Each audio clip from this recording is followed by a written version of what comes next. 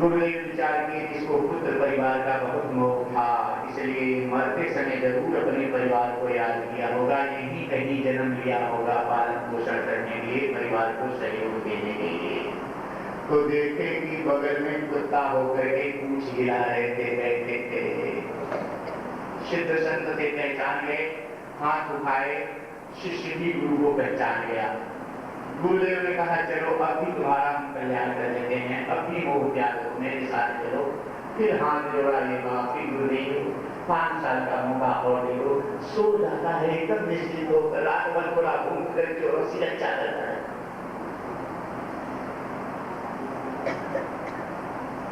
गुरु जी चले गए, 5 साल के बाद आए तो बेटा फिर रोने लगा। गुरु जी पूछे क्यों रो रहे हो? उसने कहा गुरुदेव को कुत्ता जो था ना, मेरे पिता की तरह रखवाली करता था, क्या हुआ? मर गया गुरुदेव। गुरुदेव सोचे कि पुत्र मोह में, परिवार की मोह में मरा है, कहीं न कहीं नहीं होगा। तो देखते तो बछड़ा बन करके पूछे आ रहे थे, रस्सी गले में लगी थी, उससे आएगा। बड़े कोई के सिद्ध संत गुरु हाथ उठाए, फिर ज्ञान हो गया इनको, अपने गुरु को पहचान गए।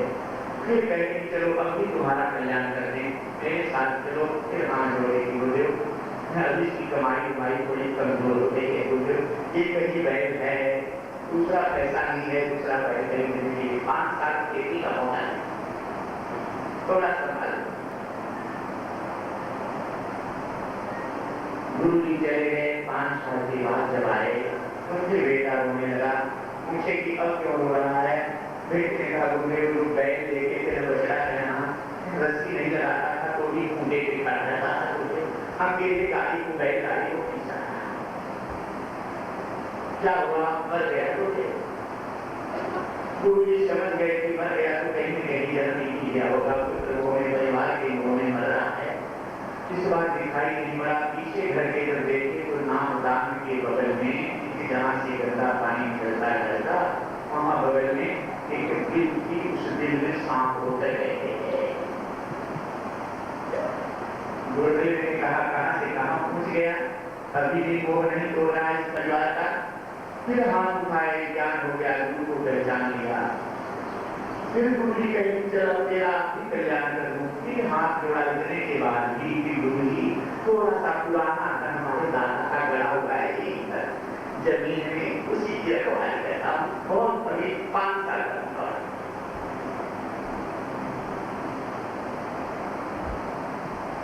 तब गुरु जी कहे सोचे कि अभी ऐसे सागो टूटने वाला नहीं है, इसकी आंखें खोलकर मेरा शिष्य हो गया है, गुरु से नाता लगा गया है, इसलिए गुरु नाम की महिमा को रखने मेरे साथ कल्याण करना ही होगा, यह स्वयं इस अवतार नहीं कर सकता अपना। गुरुदेव कहे इसके बेटे को बुलाए, तुम्हारे घर के पीछे सांप निकला है विषधर भयंकर। सुनते ही बेटे ने पड़ोसियों को आवाज देना शुरू कर दिया कि अमुक तुमाओ, भला तुमाओ, सांप निकला है। सब लाठियां, डंडा, लकड़ी लेकर और बल्लम लेकर के 25 लोगों को एकत्रित कर लिया अपने बाप को मारने के लिए। जो बाप इसके लिए इतना जन्म लेकर के इसकी सेवा करता था, वही बेटा उसी बाप को सांप के रूप में मारने के लिए कितना लोगों को गुरुदेव मुस्कुरा रहे थे, मन ही मन कर लिए अपने परिवार बेटे की सेवा से, कितनी लाठियां एकत्रित किया है, मुझे अकेले को मारने के कितने लोगों की मदद ले रहा है। डर के मारे दिल में घुस गए, जब डर के मारे दिल में घुस गए तो बेटे ने कहा इसको दिल को खोद डालो, छोड़ना नहीं है। प्रेम से वे जय श्री कृष्ण। श्री हरे नमः, श्री हरे नमः, श्री हरे नमः, श्री हरे नमः, श्री हरे नमः, श्री हरे नमः, श्री हरे नमः, श्री हरे नमः, श्री हरे नमः, श्री हरे नमः, श्री हरे नमः, श्री हरे नमः। प्रेम से जय श्री कृष्ण। सांप को दिल से खुदवा करके बेटे ने 25 लाठियां एक साथ सांप के ऊपर पड़ने लगी। इतना मारे कि मार कर पूरे शरीर का कचूमर कर दिए, थोड़ी सी इसकी मुंडी हिल रही थी। बेटे ने कहा मुझसे सांस ले रहा है कि मुंडी इसकी हिल रही, कुचल दो मुंह को कुचल दो। गुरु जी ने कहा बचा लो बेटे, और तुम्हारे मुंह को भी नहीं हिलने दिया है। पिता पुत्र की कहानी, ये जो गान है कहां से कहां लेते हैं, वो की गान ये वासना की बात को कहां से कहां पहुंचा दी। इसमें हमारे शास्त्र लेते मुक्ति में बताया गया कि पिता का कर्तव्य इतना उतना करो, गृहस्थी को करो, छोड़ना नहीं, अपने बालकों को संभाल, बेटे अपने कर्तव्य को पूरा करने के बाद फिर वह हो भगवान की तरफ दूसरा कर्तव्य जो तुम्हारा बनता है, जिसके लिए तुमने मानव कर पाया उसी तरह।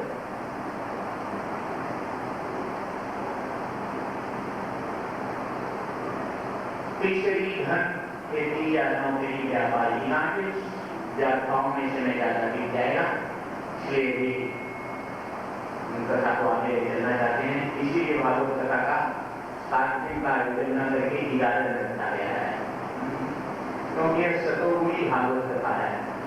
रजोगुणी साप्ताहिक जो भागवत कथा होती है, जो परिवार आयोजन करता है विशेष रूप से किसी लक्ष्य से, उसका वो लाभ होता है, तो गांव को भी लाभ होता है जो जितना उसमें कर सकते हैं भक्ति और भगवान का।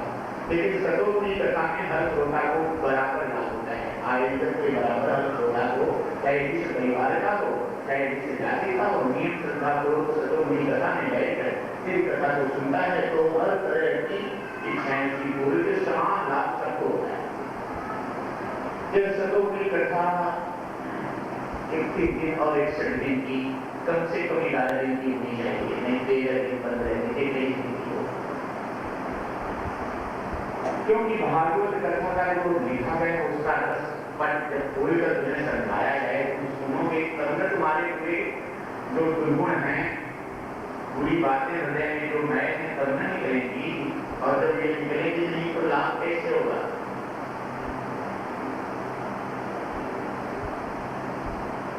कुंभ मेले में रोज स्नान करो जाकर, जीवन भर कुंभ नहाते रहो, लेकिन लाभ कुछ होने वाला नहीं है।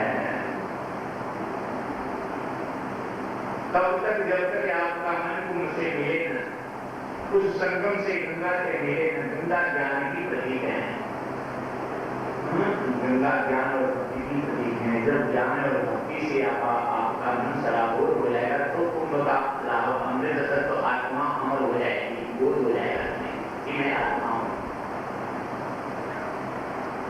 प्रयाग में महाकुंभ लगा हुआ था, 8-10 युवक गए उस कुंभ में स्नान के लिए। संगम में स्नान किया करते थे, रोज हर शिविरों में संतों के पास भागवत कथा, कहीं रामायण, कहीं गीता, ये कथाएं सुना करते थे। लेकिन जहां जहां जाते थे प्रयाग का महात्म उसमें जरूर मिलता था कि संगम में स्नान करने का कुंभ मेले में महात्म क्या है कि मन पवित्र हो जाता है, हृदय निर्मल हो जाता है, चित्त शुद्ध हो जाता है, भाव भक्तिमय हो जाता है। हर जगह यही कथा सुनते सुनते 10 दिन ये 8-10 युवक व्यक्त हो गए। 10वें दिन जगह कथा खुली हुई, संत की अनुमति लेकर प्रार्थना किसी के द्वारा करके संत के पास तक पहुंचे और प्रार्थना के लिए कुछ हम पूछना चाहते हैं, आपकी कृपा हो, अनुमति दें तो पूछ लें। संत की अनुमति पाने के बाद इन लोगों ने प्रश्न किया कि हे गुरुदेव, जहाँ हम कथा सुन रहे हैं, आज 10 दिन हो गया, संगम में स्नान कर रहे हैं और कथा सुन रहे हैं, और जहाँ हम कथा सुन रहे हैं की बात की संगम में स्नान करने से मन निर्मल हो जाता है, हृदय शुद्ध हो जाता है, भक्ति भावपूर्ण जीवन हो जाता है, ये सुन रहे हैं।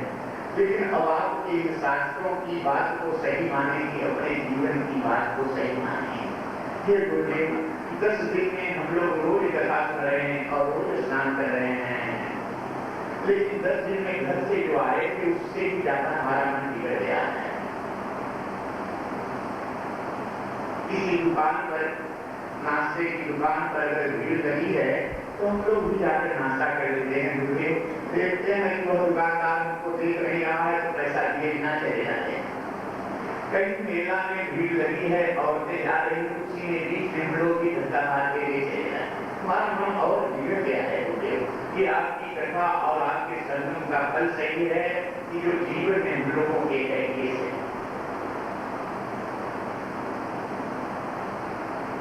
शांत भाव से गंभीर भाव से जुड़े संत ने इनको कहा कि एक ढक्कनदार शीशी लाओ, सब कोई अपने पास एक है, सब एक एक ढक्कनदार शीशी लाए।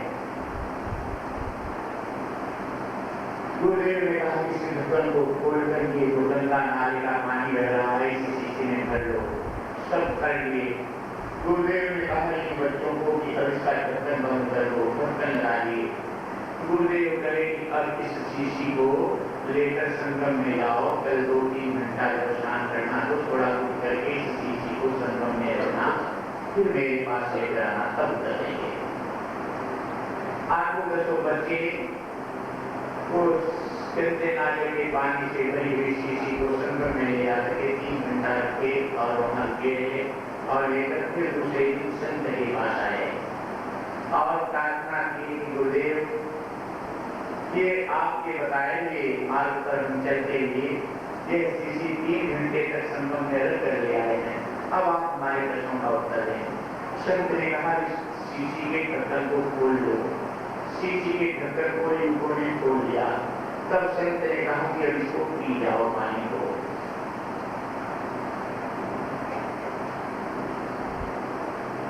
दसों युवक सोचने लगे, निकालने लगे कि गुरुदेव कल तो गंदे नाले का पानी आपने भरवाया था, वही पानी इस शीशी में है, ये कैसे पी जाए। लेकिन अब गुरु के सामने, सत्य के सामने वो कुछ उत्तर देते नहीं बना है, खाली देख रहे हैं। फिर गुरुदेव इशारा की कि पी जाओ, फिर भी उत्तर नहीं किए, खाली देख रहे हैं। तब गुरुदेव ने कहा कि क्यों नहीं किए हो, इसलिए ये गंदे नाले का पानी है ना। युवकों ने कहा हाँ गुरुदेव आपने ही तो कल भरवाया था। संत ने कहा कल भरवाया था, लेकिन यह 3 घंटा संगम में रहकर आ रहा है, त्रिवेणी में, कुंभ में, अब भी वही रह गया। तब युवकों ने कहा गुरुदेव 3 घंटे संगम में तो था, लेकिन इसका ढक्कन बंद था ना, मेरे तो हुआ नहीं संगम से। संत ने कहा उसी तरह जब तक ढक्कन बंद रहेगा तब तक हजारों को मनाते हो, अंदर की नए जैसी की तैसे रहेगी। ऊपर जल से डालने से क्या लाभ होता है जब तक अंदर जलने जाए। गोसाई तुलसीदास रामचरितमानस के बालकांड में पहले ही लिखते हैं कि उभरंगी विमल विलोचन नियते तुमी कहीं दोष दुख भवरनी के। जब हृदय के पट खुलते हैं तब इस संसार के दोष दुख और अंधकार अज्ञान अवस्थाएं तब निकलती हैं। तो हृदय को पट को खोलने वाली ये भागवत कथा है, ये महाकुंभ से भी 100 गुना ज्यादा लाभकारी और श्रेष्ठ रहता है। तो जब तक वासना की गांठें वासना की डोरी से बंधे रहोगे, तरह तरह की जो हमारे अंदर बुराइयां हैं जब तक उनको छोड़ोगे नहीं, तब तक कैसे कामना करते हो कि हमें उत्तम गति मिल जाए।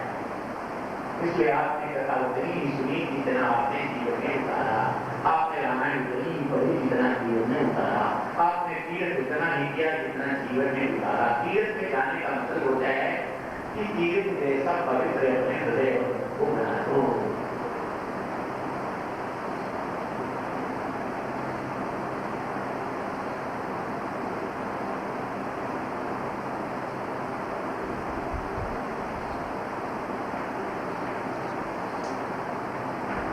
तात्पर्य कहने का हमारा आप लोगों ने ये है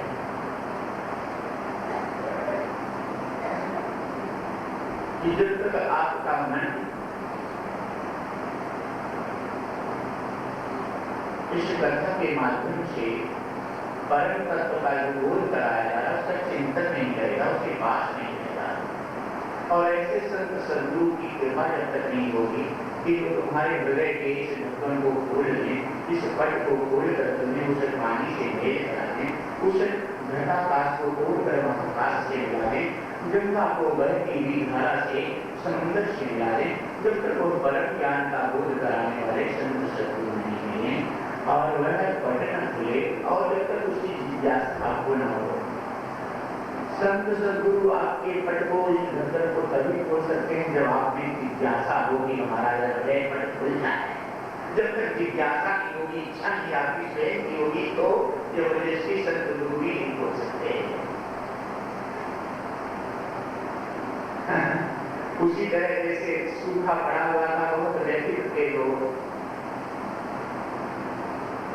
बहुत दिन के बाद वर्षा होने लगी तो इनके जितने बर्तन थे सब घर में से निकालकर बाहर रख दिए कि वर्षा हो तो हमारे सारे बर्तन भर जाए ताकि सब पानी अपने घर में के लिए। रात भर बरसात हुई और ये सारे बर्तन बाहर मूसलाधार वर्षा हुई, चारों तरफ पानी बहने लगा। जितनी वर्षा हुई और सारे बर्तन बाहर रख दिए गाँव के लोग, लेकिन एक बूंद भी पानी बर्तन में गया नहीं। उसका कारण यह था कि बर्तन का मुंह नीचे रखे थे।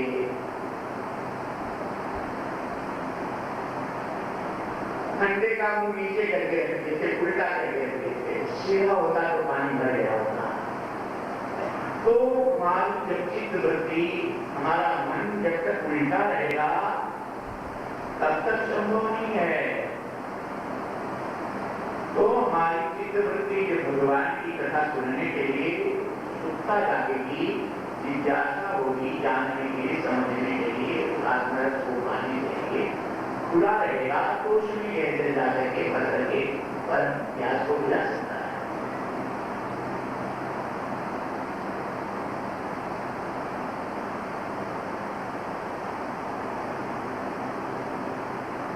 बेटे ने जब बाप के इस मुंह को भी हिलने नहीं दिया कि कुचल दो भी मुंह हिल रहा है, गुरुदेव की अंत में गुरुदेव की कृपा सामने से ही अपने शिष्य के ऊपर कृपा की, फिर गुरु को पहचाना किसी ने गुरु से मात्र हरि नाम में प्रभु में फिर पुत्र वो संसार परिवार का वो त्याग करके प्रभु नाम के रस में डूबा हुआ, जिसका प्राण निकला और इसकी मोक्ष के दिखा।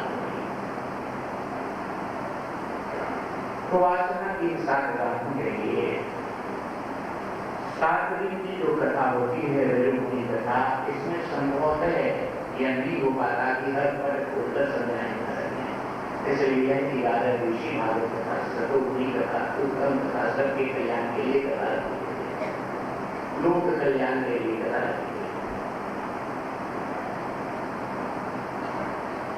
7 दिन की कथा सुखदेव जी महाराज राजा परीक्षित को इसलिए सुनाए थे कि राजा परीक्षित को श्राप था 7वें दिन तक चक्के काटने से मृत्यु हो जाएगी।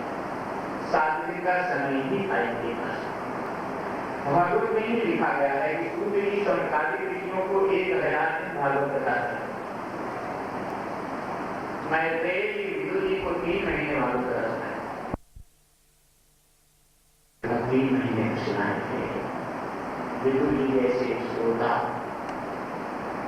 समकालिक मुनि जैसे श्रोता, इतना युद्ध के भागवत कथा सुनना है। उद्धव जी को भगवान कृष्ण ने भागवत धर्म का उपदेश 21 दिन तक किए थे। ये तो सप्ताह नाम आप पूछ सकते हैं, जब ये सतोगुणी भागवत हो रही इसमें सप्ताह ज्ञान के लिए तो लिखा गया है।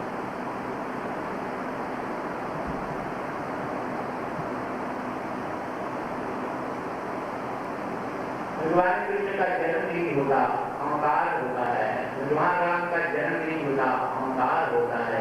प्रकट वाला निज इच्छा निर्मित ब्रह्म माया रूप होता है, जो स्वयं अपनी शक्ति से प्रकट हो उसे ब्रह्म कहते हैं। लेकिन जन्मोत्सव शब्द इसलिए लिखा जाता है कि कृष्ण जन्मोत्सव, राम जन्मोत्सव, इसलिए ये प्रसिद्ध शब्द है, इसके द्वारा सांसारिक शब्द है, इसके द्वारा मैं और भगवान कृष्ण के बोध होता है। इसलिए सप्ताह प्रसिद्ध हो चुका है, इसलिए यहाँ से सतोगुणी कथा में सप्ताह शब्द लिखा गया।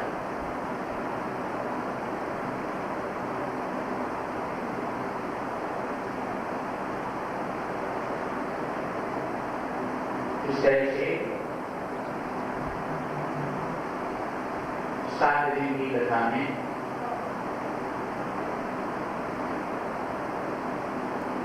वासना की सातों गांठें टूटी, धुंधकारी का मोक्ष हुआ। दिव्य रूप में धुंधकारी सामने आ रहे, गोकर्ण की स्तुति करने लगा और वैकुंठ से विमान धुंधकारी के लिए आया। वैकुंठ के विमान पर धुंधकारी बैठ कर जाने लगा तो जितनी श्रोता और देश कथा मंडप में सारे श्रोताओं ने गोकर्ण से प्रश्न किया कि हे महाराज, हे गुरुदेव, कोई भागवत कथा धुंधकारी ने सुना, कोई भागवत कथा हम लोगों ने सुना और धुंधकारी के वैकुंठ से विमान आया हम लोगों के हितों में। बड़ा उत्तम प्रश्न था कि जब कथा एक कई जगह की है और एक उन्होंने सुना तो सबको लाभ एक ऐसा होना चाहिए था।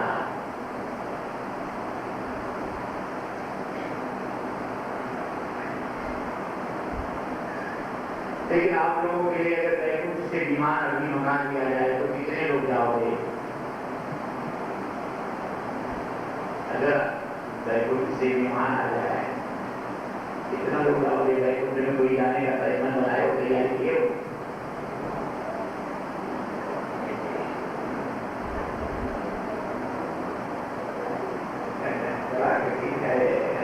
सुंदर सुंदर पत्नियां हैं, सुंदर सुंदर पति हैं, सुंदर सुंदर पुत्र हैं, बहू हैं, गाड़ी बनाए हो, तरह तरह के सुंदर मकान बनाए हो, अच्छे अच्छे रिश्तेदार, आभूषण है, पैसे बैंकों में, ये सब कुछ छोड़कर कैसे जाओगे? जबकि जबरदस्ती छुड़ा दिया जाएगा।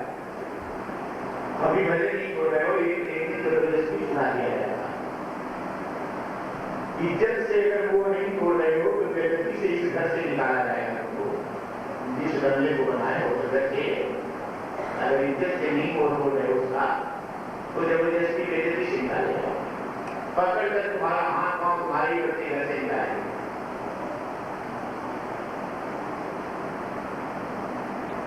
क्योंकि गृहस्थ आश्रम है, आश्रम का कोई मालिक नहीं होता, आश्रम में मुसाफिर रहते हैं। तुम मुसाफिर हो, मालिक नहीं हो उस घर के। इस मकान गृहस्थी के परिवार के तुम मालिक नहीं, मालिक तो ये नहीं है सकता। ऐसा समझ करके तुम मुसाफिर समझ करके इस संसार से मुसाफिरी की तरफ प्रेम करोगी। जाना है, जाने की तैयारी अपनी सोचते हो। जैसे ट्रेन में यात्रा करने वाले मुसाफिर 4-5 सीट के सामने बैठ के प्रेम हो जाता है, 2-1 दिन के बीच में बड़ा प्रेम हो जाता है, लेकिन स्टेशन जो आने लगता है तो तैयारी करना शुरू कर देता है।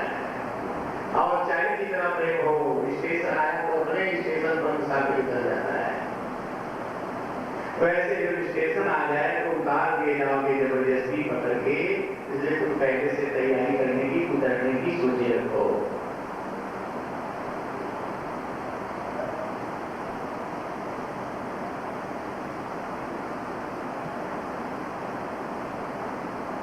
जब सभी श्रोताओं ने प्रश्न किया गोकर्ण से, तब गोकर्ण जी उत्तर देते हुए बताए कि धुंधकारी अन्न जल निद्रा का त्याग करके मोक्ष की जिज्ञासा से एक आसन से बैठकर कथा सुना है और उसका रातों दिन चिंतन किया है। चिंतन करते करते परमात्मा की कृपा से, भागवत भगवान की कृपा से इसके अंतर्गत की जो वासना की गांठें हैं, सातों गांठें टूट गई हैं, खुल गई हैं, सबका मोह टूट गया है और ये आत्म संयुक्त शाश्वत दर्शन टूट करके परमात्मा का प्रभाव होता है। इसलिए वैकुंठ से विमान आया है। वैकुंठ का अर्थ होता है जहाँ बुद्ध की कुंठा समाप्त हो जाए, जहाँ किसी भी तरह का मोह न हो, स्वरूप का बोध होना ही सच्चा वैकुंठ का अर्थ है। सत्य स्वरूप का बोध होना ही आत्म साक्षात्कार ही सत्य लोक है। तुम्हारा ये नाम भी झूठा है, तुम्हारा ये पता भी झूठा है। तुम्हारा सच्चा नाम आत्मा है और सच्चा पता सत्य लोक है।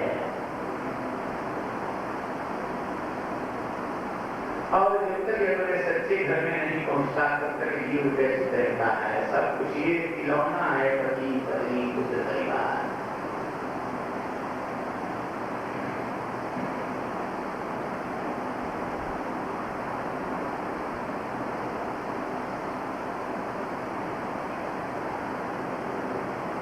तरह से सारे श्रोताओं ने प्रार्थना किया कि गुरुदेव हम लोग चूक गए, एक बार ये भागवत कथा का आयोजन आप फिर से करें, हम लोग इसी तरह कथा सुनेंगे। आषाढ़ मास की शुक्ल पक्ष की नवमी को गोकर्ण जी कथा सुनाए थे धर्मकारी को। यह भागवत की कथा सर्वप्रथम कलयुग के 30 वर्ष बीतने के बाद भादव मास में शुक्ल पक्ष में सुखदेव जी महाराज को सुनाए थे। कितना अच्छा योग है, अचानक योग ये बन गया। कथा जोड़िया में चल रही थी, मोहन भाई जी की माता जी की तबीयत अचानक कैसे ऐसा हुआ कि बचे हम भी चिंतित हो गए। ये हमारे देश का स्वास्थ्य शरीर सुखे ठीक नहीं है, चाहे कुछ दिन से स्वस्थ तो भी बाद में से मुंह से निकला मेरे सामने अगर भागवत हो जाती और ये प्रेम किरण है कि तुरंत तैयारी संयोग ऐसा लगा। इसका कार्यक्रम मारवाड़ी युवा मंच की तरफ से था, उनसे संपर्क किए, वहाँ भी आगे के लिए समय देने की बात समझ में आ गई, ये हो सकता है। और यह अवसर मिल गया यहाँ पर अचानक भागवत कथा 20-25 दिन में सुंदर तैयारी कर सुबह था। आप देखे ही होंगे जैसे इस कोविड टीका कर देने वाला आप लोगों का ये समाज, ये हमारी कन्याएं कलश लेकर कितना देर बता दिया जाता था। जगत के लिए शादी में तो सब हंसते हैं घूमते हैं, लेकिन भगवान के लिए कोई घूम जाए नाच जाए उसका जीवन बह जाए। ये समाज का प्रेम एक दूसरे का पता है कि पता कि अलग अलग परिवार के समाज के लोग हैं।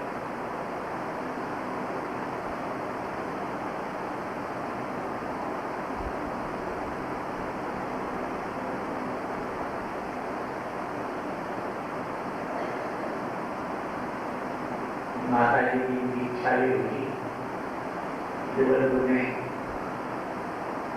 एक सदस्य ने भाई ने उनकी जो शरीर छोड़ दिए, उनकी इच्छा थी कभी कभी कहते थे कि बात भागवत करानी है, तो साल भर के अंदर हो जाता तो उनका भी मन पूरा हो जाता, उनका भी कल्याण होता।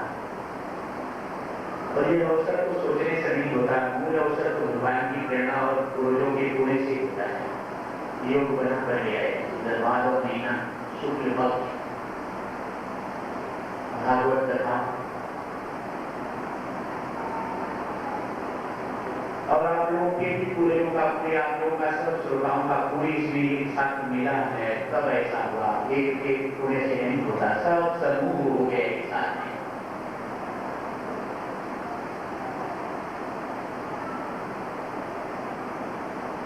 तो सबसे पहले कलयुग के 20 वर्ष के बीतने के बाद सुखदेव जी महाराज भादव मास के शुक्ल पक्ष में गंगा जी के तट पर राजा परीक्षित को एक कथा भागवत की अमृतमयी कथा सुनाए।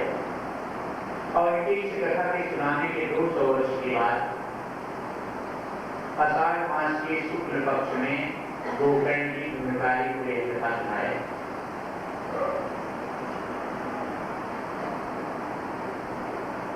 और इसके 30 वर्ष के बाद शंकराचार्य मुनि नारायण जी को गंगा के तट पर सुनाए। लेकिन आषाढ़ मास की कथा गोकर्ण जब धर्मकारी को सुनाए, उसके अगले महीने में ही, सामने वाले महीने श्रावण महीने में ही श्रोताओं की उत्कंठा, जिज्ञासा और प्रेम भावना को देख करके गोकर्ण जी फिर से भागवत कथा का श्रावण महीने में आयोजित किया।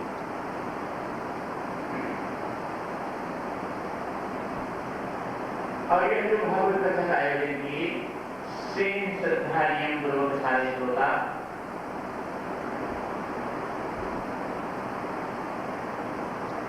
भागवत कथा में श्रोताओं के 3 नियम बताए गए हैं।